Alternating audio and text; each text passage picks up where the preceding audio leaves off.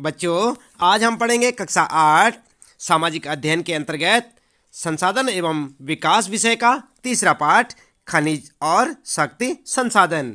हम आपको बताएंगे इस पाठ से संबंधित प्रश्नों के उत्तर अभ्यास प्रश्न उत्तर में। तो सबसे पहला प्रश्न है बच्चों आपका, निम्नलिखित प्रश्नों के उत्तर दीजिए। और प्रश्न है फर्स्ट वाला है आपका, प्रतिदिन आपके उपयोग में आने वाले 3 सामान्य खनिजों के नाम बताइए। उत्तर में क्या लिखेंगे आप? उत्तर लिखेंगे प्रतिदिन उपयोग में आने वाले सामान्य खनिज हैं लोहा, नमक और ग्रेफाइट। ठीक है, तो इस प्रकार से आप अपना उत्तर लिखेंगे। अगला प्रश्न है बच्चों, सेकेंड क्वेश्चन है, अयस्क क्या है? धात्विक खनिजों के अयस्क सामान्यतः कहाँ पाए जाते हैं? उत्तर लिखेंगे आप, जिन सेलों से खनिजों का खनन किया जाता है वे सेल अयस्क कहलाती हैं। धात्विक खनिजों के अयस्क सामान्यतः आग्नेय और कायांतरित सेलों में पाए जाते हैं। आई ना बात समझ में? तो इस प्रकार से आप दूसरा प्रश्न है आपका और इसका उत्तर लिखेंगे। अगला प्रश्न है बच्चों, थर्ड क्वेश्चन है आपका, प्राकृतिक गैस संसाधनों में संपन्न 2 प्रदेशों के नाम बताइए। तो कौन से 2 प्रदेश हैं वो? उत्तर में लिखेंगे प्राकृतिक गैस संसाधन से संपन्न 2 प्रदेश हैं जैसलमेर यानी कि राजस्थान में और मुंबई महाराष्ट्र में। ठीक है ना? तो इस प्रकार से आप जो है 2 प्रदेशों के नाम लिख सकते हैं। ये है आपका थर्ड क्वेश्चन और उसका आंसर। अगला क्वेश्चन है बच्चों, निम्न के लिए आप ऊर्जा के किन स्रोतों का सुझाव देंगे? किन के लिए? ग्रामीण क्षेत्रों के लिए, तटीय क्षेत्रों के लिए और शुष्क प्रदेशों के लिए। उत्तर लिखेंगे आप, सबसे पहले बायोगैस, ठीक है, और उसके बाद ज्वारीय ऊर्जा एवं पवन ऊर्जा और तीसरे में पवन ऊर्जा एवं सौर ऊर्जा। क्या समझे आप?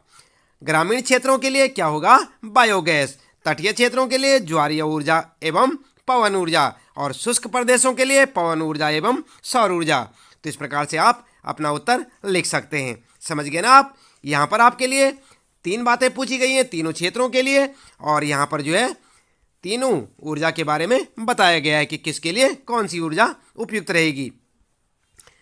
अगला प्रश्न है बच्चों, यहाँ पर ध्यान देंगे, 5 तरीके बताइए या 5 तरीके दीजिए जिनसे कि आप घर पर ऊर्जा बचा सकते हैं। उत्तर में लिखेंगे बच्चों, घर पर ऊर्जा की बचत के तरीके और हेडिंग डाल के लिखेंगे आप यहाँ पर पॉइंटों में। फर्स्ट में लिखेंगे बिजली उपकरण को आवश्यकता न होने पर बंद कर देना, है कि नहीं? आप बिजली के उपकरण को बंद कर दिया करें जब उनकी आवश्यकता ना हो। दूसरा लिखेंगे सब्जी प्रेशर कुकर में पकाना, ठीक है, और इसके बाद तीसरा लिखेंगे CFL बल्ब व ट्यूब का प्रयोग करना। अगला लिखेंगे खिड़कियों को खुली रखकर प्राकृतिक हवा और प्रकाश को अधिकतम प्रयोग करना। और इसके बाद गैस जलाने से पहले सब्जियां काटकर व धोकर तैयार रखना। तो इस प्रकार से आप अपना उत्तर लिख सकते हैं घर पर ऊर्जा बचत के तरीके में। ये देख रहे हैं ना आप, ये है आपका प्रश्न और उसका उत्तर। अगला प्रश्न है बच्चों, सही उत्तर को चिन्हित कीजिए। तो आपने सही उत्तर पे क्या लगाना है? सही का चिन्ह लगाना है। और फर्स्ट में आपके लिए निम्नलिखित में से कौन सी एक खनिजों की विशेषता नहीं है? और यहाँ पर 3 ऑप्शन आपके लिए, यहाँ पर 4 ऑप्शन है बच्चों, ध्यान दें 4 ऑप्शन है। क्या है? वे प्राकृतिक प्रक्रियाओं द्वारा निर्मित होते हैं। अगला है उनको या उनका एक निश्चित रासायनिक संगठन होता है। ग है वे असमाप्य होते हैं और घ है उनका वितरण असमान होता है। तो क्या लिखेंगे आप? इसमें से कौन सी विशेषता नहीं है? उत्तर देखते हैं, चलिए। उत्तर में लिखेंगे आप ये असमाप्य होते हैं। तो यहाँ पर आप सही का चिन्ह लगा सकते हैं। कौन सा सही है? ऑप्शन ग वाला। इसके बाद सेकेंड क्वेश्चन भी इसी प्रकार से आता है आपके सामने और सेकेंड क्वेश्चन में निम्नलिखित में से कौन सी अवरक का उत्पादक नहीं है? तो यहाँ पर जो है कौन सा जो है अवरक का उत्पादक नहीं है, कौन सा राज्य है? तो यहाँ पर क्या लिखेंगे आप? यहाँ पर देख सकते हैं 4 ऑप्शन है, झारखंड, राजस्थान, कर्नाटक और आंध्र प्रदेश। तो यहाँ पर कौन सा है? उत्तर में लिखेंगे कर्नाटक। देख रहे हैं ना? तो इस पर आप सही का चिन्ह लगाएंगे। कर्नाटक जो है आपका सही आंसर होगा। इसके बाद बच्चों अगला है थर्ड क्वेश्चन है यहाँ पर और इसके भी 4 ऑप्शन है। निम्नलिखित में से कौन विश्व में तांबे का अग्रणी उत्पादक है? किसमें से? इन चारों में से। बोलीविया, चिली, घाना या जिम्बाब्वे। तो उत्तर देखेंगे आप, उत्तर में लिखेंगे आप चिली। ठीक है, तो आपका ऑप्शन सही कौन सा होगा? चिली। और इसके बाद अगला प्रश्न है बच्चों, निम्नलिखित प्रक्रियाओं में से कौन सी आपके रसोई घर में द्रवित पेट्रोलियम गैस यानी कि एलपीजी को संरक्षित नहीं करेगी? और इसके भी 4 ऑप्शन आपके सामने ये हैं। और ये कौन से हैं? पकाने से पहले दाल को कुछ समय के लिए भिगोना, ख वाला ऑप्शन है प्रेशर कुकर में खाना पकाना, ग है पकाने के लिए गैस जलाने से पूर्व सब्जी को काट लेना, और ग है खुली कढ़ाई में कम ज्वाला पर भोजन पकाना। तो इसमें से आपके लिए उत्तर सही क्या होगा? उत्तर होगा सही खुली कढ़ाई में कम ज्वाला पर भोजन पकाना। ठीक है ना? तो कौन सा उत्तर रहेगा आपका? घ वाला ऑप्शन सही होगा। इसे आप लिख सकते हैं। अगला प्रश्न है बच्चों, यहाँ पर प्रश्न 3 में आता है कारण बताइए। तो कारण बताना आपने। फर्स्ट है, बड़े बांधों के निर्माण के पूर्व पर्यावरणीय पहलुओं को ध्यानपूर्वक देखना चाहिए। क्यों देखना चाहिए? क्या कारण है इसका? उत्तर में लिखेंगे आप। उत्तर लिखेंगे कारण, हेडिंग डालकर लिखेंगे क्योंकि बड़े पैमाने पर वनों को काटा जाता है, बहुत बड़ा क्षेत्र जलमग्न हो जाता है। अगला कारण है स्थानीय स्तर पर भूकंप भूस्खलन का खतरा बढ़ जाता है। तो ये 2 कारण है बच्चों, मेन कारण 2 हैं ये, और इन्हें आप लिखेंगे। अगला है सेकंड क्वेश्चन है, अधिकांश उद्योग कोयला खानों के पास केंद्रित होते हैं, इसका क्या कारण है? तो उत्तर में लिखेंगे आप, कारण लिखेंगे, हेडिंग डालेंगे और पॉइंटों में लिखेंगे क्योंकि कोयला शक्ति के साधन के रूप में उद्योगों की मांग पूरी करता है। और सेकंड कारण लिखेंगे, कोयला एक भारी खनिज ईंधन है जिसे दूर क्षेत्रों में ढोने से खर्च और समय बढ़ जाता है। ठीक है ना? तो इस प्रकार से आप अपने उत्तर लिख सकते हैं। अगला है बच्चों, थर्ड क्वेश्चन में पूछा है पेट्रोलियम को काला सोना कहा जाता है। तो क्यों कहा जाता है पेट्रोलियम को काला सोना? इसका कारण क्या है? कारण लिखेंगे उत्तर में और हेडिंग डाल के लिखेंगे पेट्रोलियम और इससे बने उत्पादों के महत्व तथा अधिक मूल्यवान होने के कारण ही इसे काला सोना कहा जाता है। समझ गए ना आप? क्यों कहा जाता है इसे काला सोना? क्योंकि यह मूल्यवान होता है और इसके जो उत्पाद होते हैं इनका अधिक महत्व है। इसके बाद अगला क्वेश्चन आता है बच्चों, आखनन पर्यावरणीय चिंता का विषय हो सकता है। तो कारण क्या है? उत्तर में लिखेंगे कारण और फिर लिखेंगे आखनन खुले गर्त वाली खनन क्रिया जिससे धूल बड़े स्तर पर पर्यावरण में फैलती है, जिससे पर्यावरण प्रदूषण होता है। ठीक है? या जिससे प्रदूषण होता है। इस प्रकार से आप अपना उत्तर इस प्रश्न का लिख सकते हैं।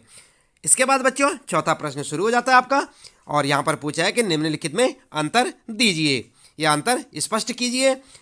फर्स्ट में यहाँ पर आपके लिए पहला है परंपरागत और गैर परंपरागत ऊर्जा के स्रोत। तो इन दोनों में आपको अंतर बताना है। किन दोनों में? परंपरागत और गैर परंपरागत ऊर्जा के स्रोतों में। तो उत्तर लिखेंगे आप। उत्तर इस प्रकार से लिखें, परंपरागत और गैर परंपरागत ऊर्जा के स्रोत में अंतर, और हेडिंग डाल के लिखेंगे बच्चों। सबसे पहले लिखेंगे परंपरागत ऊर्जा के स्रोत किसे कहते हैं? तो यहाँ पर जो है पॉइंटों में लिखेंगे जिन स्रोतों का उपयोग मनुष्य अपनी ऊर्जा की आवश्यकताओं की पूर्ति के लिए लंबे समय से करता है, चला आ रहा है। और इसके बाद अगला लिखेंगे इन स्रोतों का भंडार सीमित है तथा ये नवीनीकरणीय ऊर्जा स्रोत हैं। ठीक है? अगला पॉइंट लिखेंगे इन ऊर्जा स्रोतों के उपयोग से प्रदूषण होता है। कोयला, पेट्रोलियम, प्राकृतिक गैस आदि परंपरागत ऊर्जा स्रोत के उदाहरण हैं। ठीक है ना? तो ये क्या था आपका पहला, परंपरागत ऊर्जा के स्रोत के बारे में। इसके बाद अगला है गैर परंपरागत ऊर्जा के स्रोत क्या होते हैं। तो चलिए जान लेते हैं। जिन स्रोतों का उपयोग मनुष्य अपनी ऊर्जा की आवश्यकताओं की पूर्ति के लिए परंपरागत ऊर्जा स्रोतों के विकल्प के रूप में करने लगा है। अगला पॉइंट है जिन स्रोतों का भंडार सीमित नहीं है और ये नवीकरणीय ऊर्जा के स्रोत हैं। अगला पॉइंट लिखेंगे इन ऊर्जा स्रोतों के उपयोग से प्रदूषण नहीं फैलता, और सौर ऊर्जा, पवन ऊर्जा, ज्वारीय ऊर्जा गैर परंपरागत ऊर्जा स्रोत के उदाहरण हैं। तो आई बात समझ में किस प्रकार से आप परंपरागत और गैर परंपरागत ऊर्जा के स्रोतों में अंतर बता सकते हैं। तो इसी प्रकार से आप लिखेंगे। इसके बाद बच्चों अगला है आपके लिए अंतर बताने के लिए बायोगैस और प्राकृतिक गैस में अंतर बताना है आपने। तो उत्तर में लिखेंगे बायोगैस और प्राकृतिक गैस में अंतर। सबसे पहले लिखेंगे हम बायोगैस। क्या लिखेंगे? बायोगैस। और पॉइंट में लिखेंगे यह मानव निर्मित संसाधन है। दूसरा पॉइंट लिखेंगे यह जैविक अवशिष्ट जैसे मृत पौधे और जंतुओं के अवशेष, पशुओं का गोबर आदि से तैयार की जाती है। अगला पॉइंट लिखेंगे बच्चों इसका उपयोग खाना पकाने तथा बल्ब जलाने आदि में घरेलू जरूरतों के लिए किया जाता है। अगला लिखेंगे इसके प्लांट ग्रामीण और शहरी दोनों क्षेत्रों में लगाए गए हैं। ठीक है ना। तो किसकी बात हो रही है? बायोगैस की। अब देखते हैं प्राकृतिक गैस किसे कहते हैं। तो प्राकृतिक गैस भी आप जो है पॉइंटों में लिखेंगे। यह प्राकृतिक संसाधन है। यह पेट्रोलियम निक्षेपों के साथ पाई जाती है। इसका उपयोग घरेलू और वाणिज्यिक ईंधनों के रूप में किया जाता है। ठीक है ना। अगला पॉइंट लिखेंगे भारत में प्राकृतिक गैस जैसलमेर, कृष्णा, गोदावरी डेल्टा और त्रिपुरा और मुंबई के अप तटीय क्षेत्रों में पाई जाती है। ठीक है, समझ गए ना आप। तो इस प्रकार से बायोगैस और प्राकृतिक गैस में अंतर आप बता सकते हैं। इसके बाद बच्चों अगला है अंतर बताने के लिए लोहा और अलोह खनिज। इन दोनों में आपने अंतर बताना है कि लोह खनिज और अलोह खनिज किसे कहते हैं। तो अंतर लिखने के लिए आप सबसे पहले लिखेंगे लोह खनिज और पॉइंट में लिखेंगे जिन धात्विक खनिजों में लोह अंश पाया जाता है उन्हें लोह खनिज कहते हैं। दूसरा पॉइंट लिखेंगे लोह अयस्क, मैग्नीज, क्रोमाइट इत्यादि लोह खनिज के उदाहरण हैं। ठीक है ना। तो इस प्रकार से आप लोह खनिज के बारे में लिखेंगे। नंबर 2 पे लिखेंगे अलोह खनिज, जिन धातु खनिजों में लोह अंश नहीं पाया जाता जैसे सोना, चांदी, तांबा आदि अलोह खनिज के उदाहरण हैं। तो इस प्रकार से समझ गए ना आप लोह और अलोह में अंतर। इसके बाद अगला अंतर बताना आपने धात्विक और अधात्विक खनिज में। तो आप क्या करेंगे? उत्तर लिखेंगे धात्विक और अधात्विक खनिजें और उसके बाद जो है नंबर 1 लिखेंगे धात्विक खनिज और फिर लिखेंगे पॉइंटों में जिन खनिजों से धातु प्राप्त होती है उनको पीटकर पतली चादरों, यहाँ पर जो कादर ना लिखें चादर लिखें, चादरों के रूप में परिवर्तित किया जा सकता है। इनमें चमक होती है, इन्हें क्या कहते हैं? धात्विक खनिज। दूसरा पॉइंट लिखेंगे लोह अयस्क, मैग्नीज, क्रोमाइड, सोना, चांदी इत्यादि धात्विक खनिज के उदाहरण हैं। ठीक है ना। इसके बाद अधात्विक खनिज में लिखेंगे हेडिंग डाल के जिन खनिजों से धातु प्राप्त नहीं होती है ये पीटने पर टूट जाते हैं, इनमें चमक नहीं होती है जैसे संगमरमर, कोयला, अवरक, पेट्रोलियम इत्यादि अधात्विक खनिजों के उदाहरण हैं। तो समझ गए ना आप धात्विक खनिज किसे कहते हैं और अधात्विक खनिज किसे कहते हैं। तो इस प्रकार से आप अंतर बता सकते हैं। इसके बाद बच्चों यहाँ पर जो है 5वां प्रश्न आता है आपके लिए और यह है क्रियाकलाप से संबंधित प्रश्न है। और नंबर 1 में लिखेंगे हमारे जीवन में उपयोग किए जाने वाले विभिन्न प्रकार के ईंधनों को प्रदर्शित करने के लिए पुरानी पत्रिकाओं से चित्रों का प्रयोग करें और उन्हें अपने सूचना पट पर प्रदर्शित करें। क्या समझे आप? यहाँ पर जो है पूछा गया है कि हमारे जीवन में उपयोग किए जाने वाले विभिन्न प्रकार के ईंधनों को प्रदर्शित करने के लिए पुरानी पत्रिकाओं से चित्रों का प्रयोग करें। तो आपने क्या करना है? पुरानी पत्रिकाएं ढूंढनी है, उनसे चित्रों को कलेक्शन करना है और उन्हें अपने सूचना पट पर प्रदर्शित करें। आपके विद्यालय में सूचना पट होगा तो वहाँ पर आप उन्हें लगा सकते हैं। अगला है ऊर्जा संरक्षण की युक्तियां जिन्हें आप अपने विद्यालय में अपनाएंगे उन पर प्रकाश डालते हुए एक चार्ट बनाइए। तो ये भी आप स्वयं से बना सकते हैं। इसके बाद है बच्चों अगला है सलमा की कक्षा ने विद्युत उपभोग सर्वेक्षण के द्वारा अपने विद्यालय का ऊर्जा लेखा परीक्षण करने के लिए एक कार्य अभियान चलाया। उन्होंने विद्यालय के छात्रों के लिए सर्वेक्षण पत्रक तैयार किए। ठीक है ना। तो कैसे किए होंगे चलिए यहाँ पर देख लेते हैं। जैसे ये विद्युत सेवा के बारे में यहाँ पर जो है इसी प्रकार से आप भी एक जो है टेबल बनाएंगे, अच्छी सी बनाएं। जैसे यहाँ पर सबसे पहले क्रम संख्या लिख दें, फिर उपकरण लिख दें यदि है तो, और नहीं है तो कोई बात नहीं, फिर मात्रा लिख दें, प्रयुक्त हो रही संख्या और उपयोग समय कार्य घंटों की अनुमानित संख्या लिखेंगे। यहाँ पर लिखेंगे मात्रा वास्तविक आवश्यक संख्या। इस प्रकार से आप जो है टेबल बनाते चले जाएंगे। यहाँ से आप टेबल को देख सकते हैं कि इसमें क्या क्या आपको लिखना है। समझ रहे हैं ना। और इसके बाद क्या करेंगे आप? इसके बाद आप जो है इसे जो है इन कॉलमों को जहाँ जहाँ खाली पड़ी हुई है इन्हें आप चाहें तो भर सकते हैं। ठीक है ना बच्चों। और इसके बाद जो है आगे पढ़ लेते हैं। यहाँ पर क्या कहा है?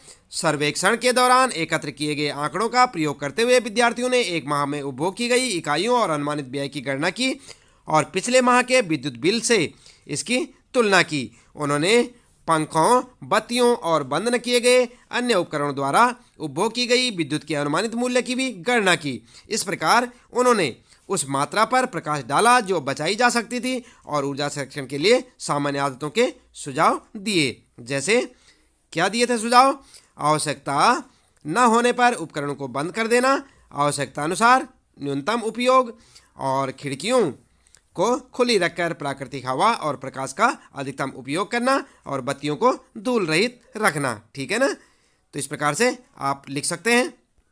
जहाँ तक इसकी बात करते हैं बच्चों, तो इस तालिका को आपको जो है स्वयं से भरना है।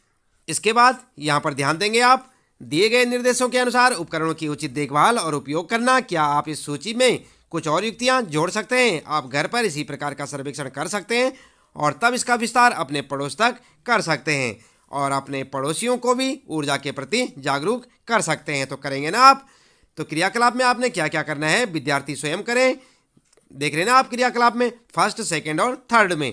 तो यहाँ पर जो है आपने जो है स्वयं से ये सब कुछ खुद करना है। क्रियाकलाप वाला जो है आपका, ये आपके लिए खुद के लिए है, तो आप अपने हिसाब से कर सकते हैं। तो बच्चों, इसके साथ ही इस पाठ से संबंधित प्रश्नों के उत्तर समाप्त होते हैं। मिलते हैं फिर अगली वीडियो में। आपका दिन शुभ हो।